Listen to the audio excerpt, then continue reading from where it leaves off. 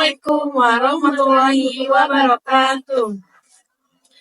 Halo teman-teman, perkenalkan saya Elena Pradita Putri Maswari. Saya Amfia Zahra Sabrina Ifada. Saya Aisyah Fitri. Kami dari Prodi Pendidikan Agama Islam Mata Kuliah Kewarganegaraan Universitas Islam 45 Bekasi. Kami di sini akan menjelaskan pembelajaran yaitu penerapan nilai Pancasila Dalam kehidupan mahasiswa di Universitas Islam 45 Bekasi.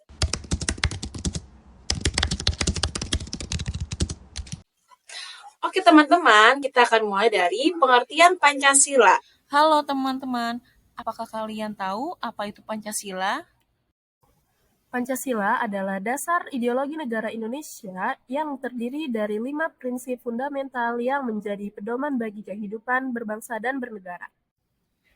Kata Pancasila berasal dari bahasa Sanskerta, panca yang berarti 5 dan sila yang berarti prinsip atau asas. Pancasila dirumuskan oleh para pendiri bangsa pada tahun 1945 dan diresmikan sebagai dasar negara pada 18 Agustus 1945. Lalu ada juga teori-teori yang mendukung nilai-nilai Pancasila dalam kehidupan mahasiswa. Lalu, apakah teman-teman tahu ada beberapa teori yang mendukung penjelasan penerapan nilai-nilai Pancasila dalam kehidupan mahasiswa? Yang pertama ada teori Emil Durkheim yang mendukung nilai Pancasila dalam sila ke-1, yaitu pendidikan agama membentuk moral dan etika individu. Di kampus, kegiatan agama seperti doa bersama dan perayaan hari besar agama dapat membangun moral yang kuat dan rasa toleransi antar mahasiswa. Yang kedua, ada teori Immanuel Kant yang mendukung nilai Pancasila pada sila kedua, yaitu teori etika deontologis Kant, menekankan kewajiban untuk menghormati martabat manusia. Mahasiswa yang terlibat dalam kegiatan sosial dan kemanusiaan belajar menghargai dan memperlakukan orang lain dengan adil dan beradab. Yang ketiga, ada teori Emil Durkheim yang mendukung nilai Pancasila pada sila ketiga, yaitu solidaritas sosial diperlukan untuk menjaga kestabilan masyarakat. Kegiatan budaya dan organisasi kampus yang melibatkan berbagai daerah dapat memperkuat persatuan dan kebanggaan nasional. Yang keempat, ada teori John Dewey yang mendukung nilai Pancasila pada sila keempat, yaitu pendidikan sebagai dasar demokrasi di mana diskusi dan partisipasi kolektif adalah inti dari proses belajar. Rapat organisasi mahasiswa dan pemilihan ketua BEM mencerminkan praktik demokrasi yang mendidik mahasiswa tentang kepemimpinan dan musyawarah. Yang kelima, ada teori John Rawls yang mendukung nilai Pancasila dalam sila kelima, yaitu prinsip keadilan sebagai fairness, menekankan distribusi sumber daya yang adil untuk mendukung kesejahteraan sosial. Program beasiswa dan proyek wirausahaan sosial di kampus membantu menciptakan peluang yang adil bagi seluruh mahasiswa. Lalu ada contoh penerapan nilai-nilai Pancasila dalam kehidupan mahasiswa. Sila yang pertama yaitu ketuhanan yang Maha Esa. Mahasiswa Unisma Bekasi aktif dalam kegiatan keagamaan seperti kajian Islam, tausiah, dan sholat berjamaah di kampus. Selama bulan Ramadan, mereka mengadakan buka bersama yang diikuti oleh mahasiswa dari berbagai latar belakang agama. Hal ini mencerminkan sikap toleransi dan saling menghormati. Meskipun mayoritas mahasiswa beragama Islam, mereka tetap memberikan ruang bagi mahasiswa yang berbeda agama dan menjalankan ibadah dan merayakan hari besar agamanya. Lalu ada sila kedua, yaitu kemanusiaan yang adil dan beradab. Mahasiswa di Unisma Kota Bekasi sering terlibat dalam kegiatan sosial seperti bakti sosial, pembagian sembako, dan program kesehatan gratis di sekitar Bekasi. Mereka juga mengadakan program sehat bersama di daerah terpencil, memberikan layanan kesehatan dan edukasi tentang pola hidup sehat. Di lingkungan kampus, mahasiswa memperlakukan sesama dengan adil, mendukung anti-bullying, dan menjaga etika dalam berinteraksi tanpa membedakan teman berdasarkan suku, ras, dan agama. Lalu yang ketiga ada Persatuan Indonesia. Dalam acara Dies Natalis Unisma Bekasi, diadakan pentas seni budaya yang menampilkan berbagai tarian dan musik tradisional dari seluruh Indonesia, mempererat rasa persatuan di antara mahasiswa. Mahasiswa dari berbagai daerah berkolaborasi dalam festival budaya yang mempromosikan kebudayaan Indonesia melalui kuliner, tari tradisional, dan pameran seni. Selain itu, mereka bersatu dalam tim olahraga untuk berkompetisi dalam pertandingan antar fakultas atau universitas lainnya. Yang keempat, ada kerakyatan yang dipimpin oleh hikmat kebijaksanaan dalam permusyawaratan perwakilan, yaitu mahasiswa Unisma Bekasi aktif dalam kegiatan Badan Eksekutif Mahasiswa atau BEM dan Unit Kesehatan Mahasiswa atau UKM, di mana mereka itu belajar tentang cara demokrasi, kepemimpinan, dan cara mengambil keputusan melalui musyawarah. BEM mengadakan musyawarah besar untuk mengadakan usulan peningkatan fasilitas kampus, di mana semua perwakilan mahasiswa dari setiap fakultas diberi kesempatan untuk menyampaikan pendapatnya masing-masing. Dan keputusan diambil berdasarkan hasil musyawarah bersama.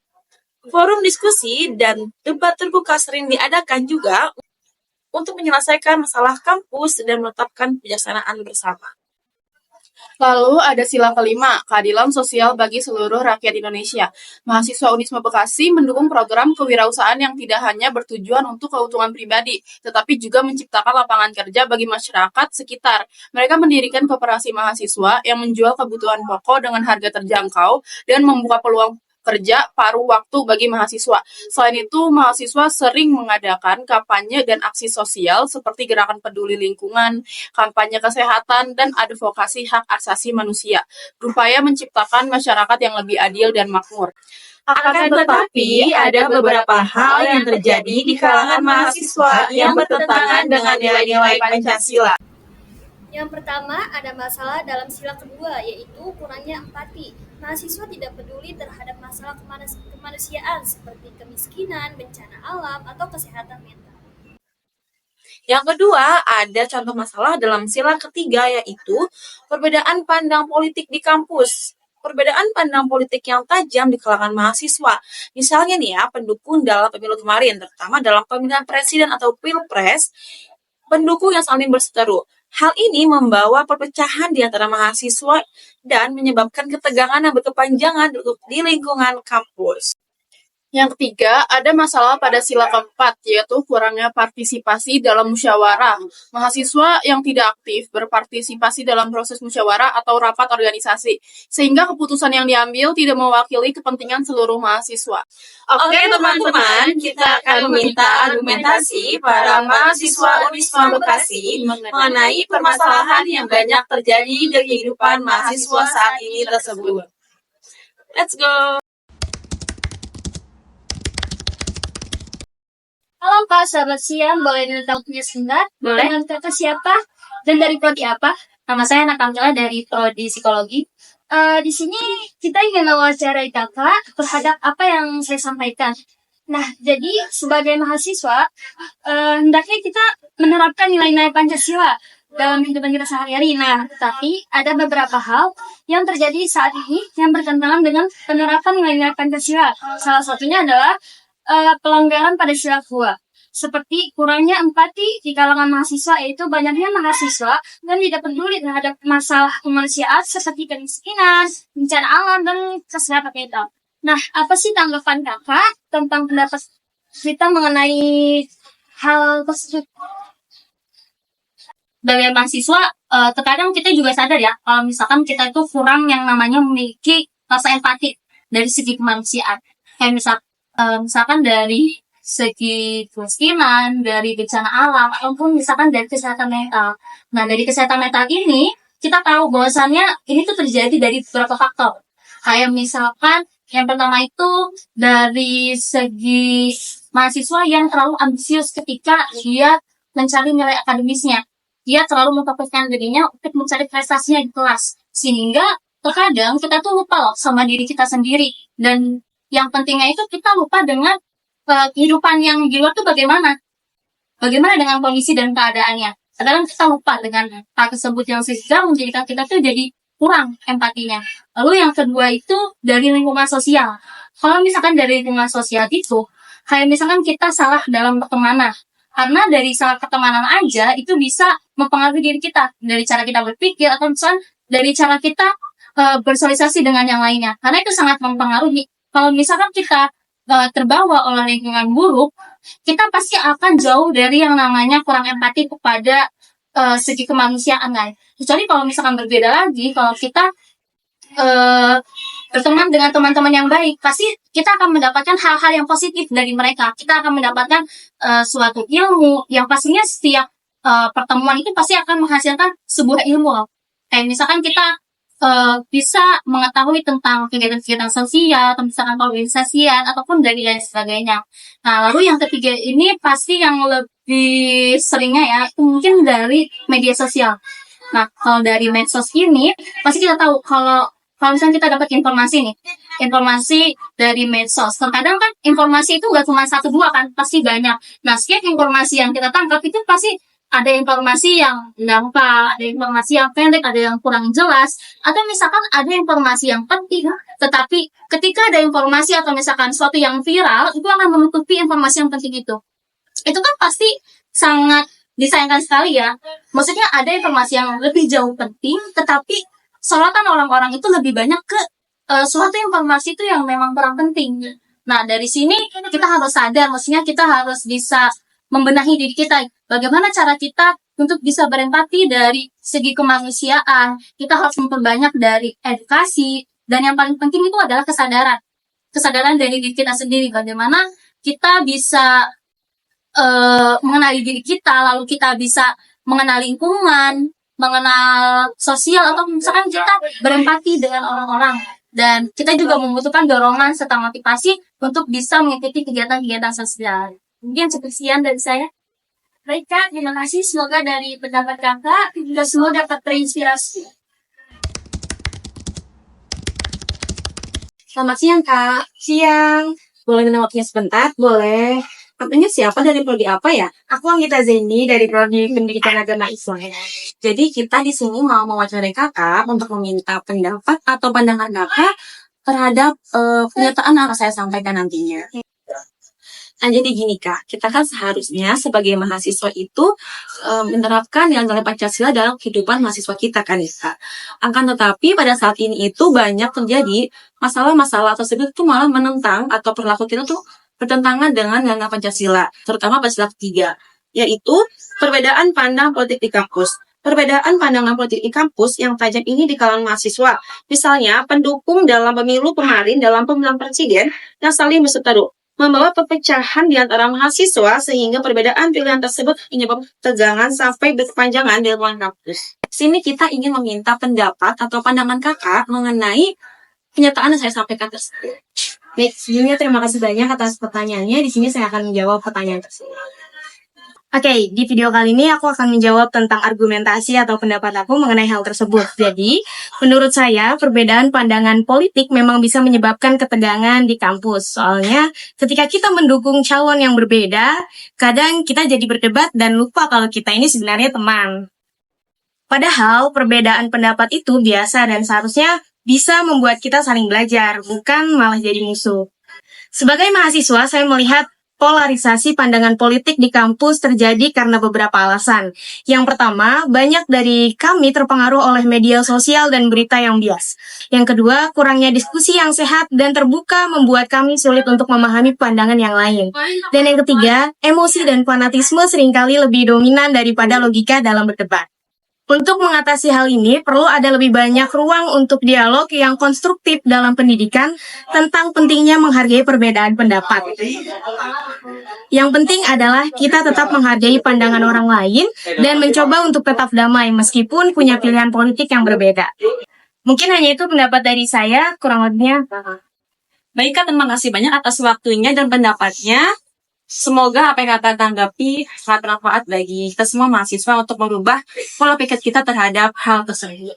Jadi kesimpulannya, perbedaan pendapat itu memang wajar terjadi di kalangan kita, tapi ketika kita mempunyai argumentasi yang berbeda, kita juga harus menghargai pendapat atau mendengar dari sudut pandang orang lain. Terima kasih.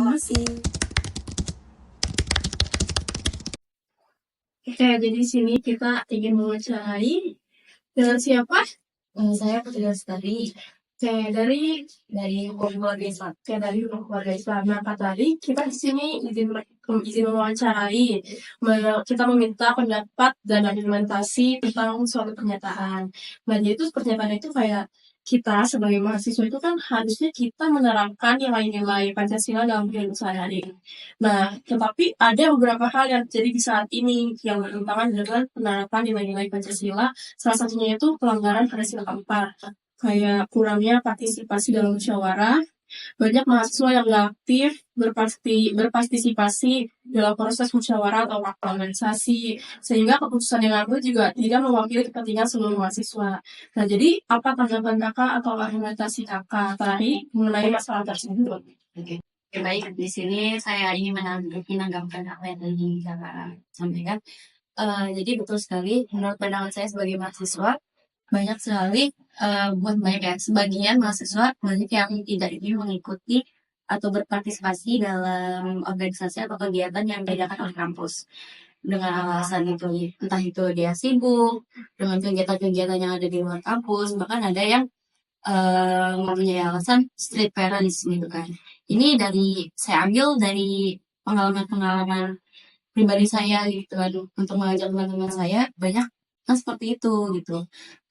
Kurangnya minat mereka, sebenarnya mereka itu bisa dan mau gitu, cuma nggak tahu ya, kurang dukungan atau gimana, kurang dorongan, jadi mereka itu banyak yang mungkin jadi tidak, udahlah gitu, menyepelekan atau tidak, ya udahlah ini kan nggak penting banget juga gitu. Iya bener, kayak gitu Kak.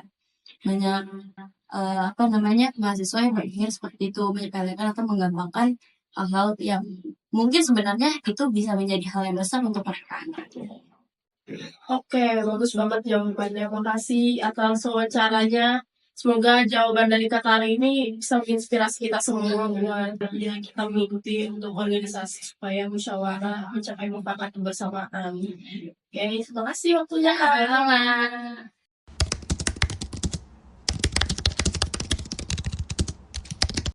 Lalu saya akan memberikan solusi tentang kurangnya empati. Yang pertama yaitu ikut kegiatan sosial. Coba deh mulai aktif kegiatan sosial kayak bakti sosial, jadi volunteer di lembaga amal, atau gabung organisasi yang peduli sama isu-isu kemanusiaan. Pengalaman langsung kayak gini bisa bikin kita mengerti dan merasain. Yang kedua yaitu pendidikan dan diskusi. Kampus bisa lebih ngadain banyak seminar, diskusi, atau mata kuliah yang bahas tentang isu-isu kemanusiaan.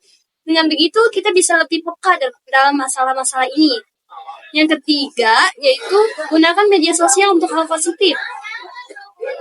Yuk mulai manfaatin media sosial buat menyebar informasi tentang isu kemanusiaan atau ikut kampanye tentang kemiskinan, bencana alam, atau kesehatan mental. Yang keempat, yaitu dukung teman yang membutuhkan. Kita juga bisa mulai dari hal-hal kecil, misalnya dukung teman yang lagi ada masalah, saling dengerin dan bantu teman yang butuh banget, nambah rasa empati. Yang kelima yaitu refleksi diri. Luangin waktu buat refleksi diri. Pikiran gimana kita bisa bantu orang lain lebih baik lagi. Bisa juga baca buku atau artikel tentang pengalaman hidup orang-orang yang kesulitan. Lalu, aku akan memberikan solusi untuk masalah perbedaan pandang politik yang akhirnya menyebabkan ketegangan di antara mahasiswa. Yang pertama, kita bisa melakukan diskusi terbuka nih. Kayak coba adain diskusi terbuka di kampus, bukan debat panas, tapi lebih ke ngobrol santai. Biar semua bisa saling mendengarkan pendapat dan mengerti sudut pandang masing-masing. Jadi bisa lebih toleran. Yang kedua ada sikap yang harus kita hindari, itu jangan baper. Kita harus bisa belajar buat nggak baper kalau ada yang beda pendapat dengan kita. Karena perbedaan pendapat politik itu wajar, yang penting kita tetap bisa saling menghormati. Lalu yang ketiga ada kegiatan bersama. Ikut kegiatan kampus bareng-bareng, kayak olahraga, seni, atau organisasi lainnya. Dengan sering berinteraksi dalam suasana santai, kita bisa lebih mudah kenal dan dekat, jadi bisa mengurangi ketegangan. Yang keempat, media sosial bijak, yaitu hati-hati kalau pakai media sosial. Hindari nyebar berita hoax atau provokasi. Mendingan posting hal-hal yang positif dan bisa menyatukan, bukan malah bikin ribut. Lalu ada netralisasi area kampus. Kampus bisa bikin aturan supaya area kampus tetap netral dari kampanye politik. Jadi nggak ada tuh yang bawa-bawa atribut politik di kampus, biar suasana tetap kondusif. Lalu workshop dan seminar. Ikut workshop atau seminar tentang toleransi dan keberagaman bisa jadi ajang belajar dan memperdalam pengetahuan tentang pentingnya menghargai perbedaan. Lalu bimbingan dari dosen. Minta bantuan dosen buat jadi mediator kalau ada konflik. Dosen bisa bantu jadi penengah dan kasih pandangan yang lebih objektif. Intinya, kita harus ingat kalau perbedaan itu hal yang biasa, hal yang wajar, dan bisa bikin kita lebih kaya. Yang penting, tetap saling menghargai, menghormati, dan fokus sama satu tujuan kita yang ada di kampus, yaitu belajar dan berkembang bersama. Lalu selanjutnya saya akan memberi solusi-solusi terhadap masalah kurangnya partisipasi mahasiswa terhadap musyawarah di sekitar mahasiswa. Yaitu yang pertama ada bikin agenda yang jelas. Kadang mahasiswa itu malas ikut musyawarah karena nggak tahu apa yang bakal dibahas. Jadi penting banget bikin agenda yang jelas dan kasih tahu jauh-jauh hari biar mereka pada siap-siap. Lalu selanjutnya ada pilih waktu yang pas. Usahain musyawarah diadakan di waktu yang pas. Misalnya setelah jam kuliah atau di akhir pekan. Jangan pas lagi banyak tugas atau ujian biar tidak ada alasan buat nggak datang. Lalu kasih insentif. Nggak ada salahnya kasih insentif kecil buat pada yang hadir kayak sertifikat, snack atau poin tambahan kalau emang ada sistem penilaian partisipasi. Bisa jadikan motivasi tambahan. Lalu libatkan semua orang. Saat musyawarah itu pastikan semua punya kesempatan buat ngomong biar mereka itu merasa pendapatnya dihargai dan penting jangan sampai ada yang merasa diabaikan. Oke, selanjutnya itu gunakan teknologi. Nah, kalau ada yang nggak bisa hadir langsung, fasilitasi mereka buat ikut lewat Zoom atau platform online lainnya. Jadi nggak ada alasan buat nggak ikut meskipun lagi di rumah. Terus buat suasana yang nyaman. Bikin suasana musyawarah tuh yang santai dan nggak terlalu formal. Kalau suasananya enak, orang jadi lebih semangat buat ikut dan berpartisipasi. Lalu buat evaluasi rutin. Setelah musyawarah selalu ada evaluasi.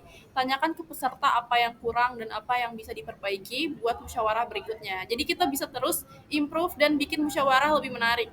Kasih tahu pentingnya partisipasi, sering-sering ingetin mahasiswa kalau keputusan yang diambil dalam musyawarah bakal ngaruh ke mereka juga. Jadi penting buat ikut dan menyuarakan pendapat. Intinya musyawarah itu semenarik dan seefektif mungkin biar semua mahasiswa mau ikut dan merasakan apa yang ingin didengar. Dengan begitu, keputusan yang diambil bisa lebih mewakili kepentingan semua mahasiswa. Jadi kesimpulannya, Pancasila sebagai dasar negara, kita punya nilai-nilai yang penting banget buat diterapkan dalam kehidupan sehari-hari, termasuk di kalangan mahasiswa. Nilai-nilai seperti gotong royong, keadilan, kemanusiaan, persatuan, dan musyawarah bisa jadi panduan buat kita semua. Kalau diterapkan dengan baik, nilai-nilai bisa membantu mengatasi berbagai masalah yang sering muncul di kampus dan menciptakan lingkungan yang harmonis dan inklusif. Kalau kita semua mau terapkan nilai-nilai ini, berbagai masalah seperti kurangnya empati, perbedaannya pandangan politik, dan kurangnya partisipasi dalam musyawarah bisa diminimalisir. Intinya, sebagai mahasiswa, kita harus tetap belajar dan berusaha buat jadi pribadi yang lebih baik dengan berpegang teguh kepada nilai-nilai yang sudah menjadi dasar negara kita. Dengan begitu, kita bisa berkontribusi positif buat lingkungan kampus dan masyarakat sekitar. Baik teman-teman, terima kasih telah menonton video pembahasan kami. Semoga penjelasan kami dapat menambah wawasan teman-teman dan meningkatkan kesadaran kita sebagai mahasiswa dalam menerapkan nilai-nilai Pancasila dalam kehidupan mahasiswa. Wassalamualaikum warahmatullahi wabarakatuh.